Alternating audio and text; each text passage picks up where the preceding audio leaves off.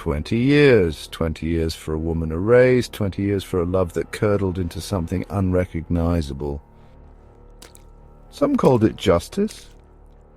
Others called it consequence. But no one called it enough.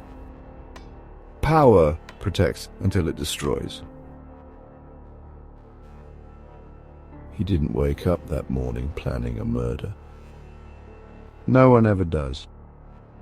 But somewhere between love and resentment, between control and chaos, a line was crossed.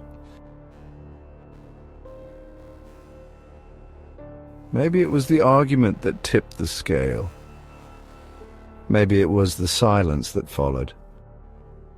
Or maybe the moment had been building for years, waiting for the perfect spark. One choice. 1 second of fury.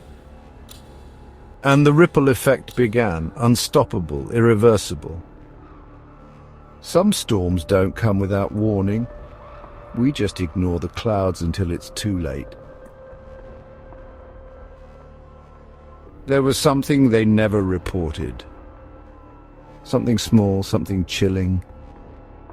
When police found Andreen's remains tangled in the brush, a single red balloon was caught in the wind, half deflated, barely holding on.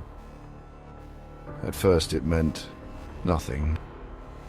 Just a piece of trash. A forgotten remnant of a child's celebration.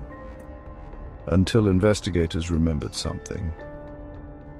Andreen's daughter had once said, "Mommy told me when she gets mad, she holds her breath, like a balloon ready to pop." Maybe it was a coincidence. Maybe it was nothing. Or maybe some stories, some crimes leave behind echoes we aren't meant to understand.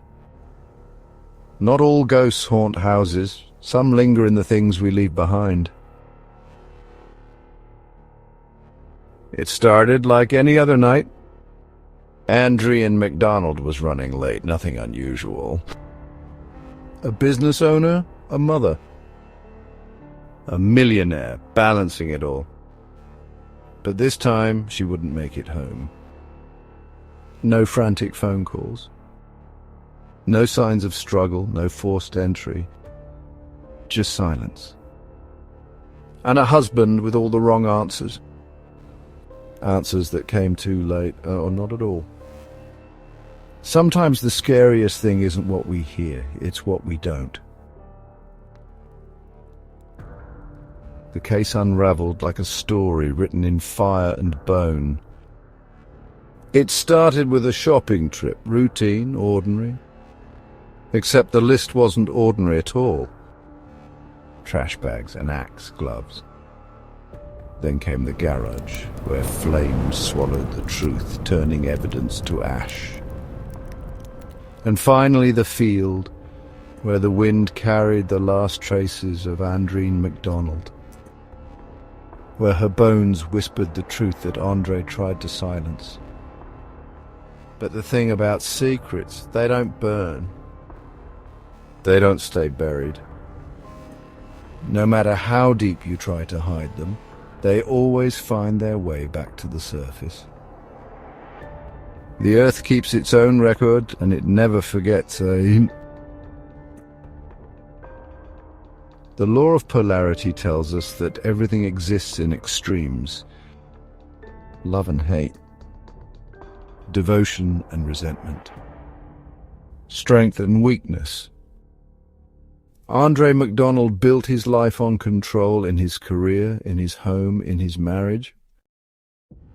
But when that control started to slip, when Andreen, successful and independent, no longer fit into the role he had designed for her, control turned to anger. Anger turned to obsession. And obsession became fury. And that fury swallowed Andreen whole, not in a moment of passion, but in a slow, burning collapse of everything that came before. Love and hate live in the same house. The difference depends on which one answers the door. They found her months later, scattered in a field, reduced to fragments of a life that once was. Andreen McDonald was sentenced to 20 years. But 20 years is just a number. Does it balance the scales? Does it bring back what was lost? And what about their daughter? A child caught between two versions of the man she called Dad. The father she once knew, strong, protective, loving, and the man the world now sees cold, calculated, guilty. What happens when your hero becomes the villain? What happens when the person meant to protect you is the one who took everything away? Some wounds never heal, they just learn to hide. Was justice served, or was it just inevitable? Comment below, let's talk, because in the end, truth always leaves a shadow.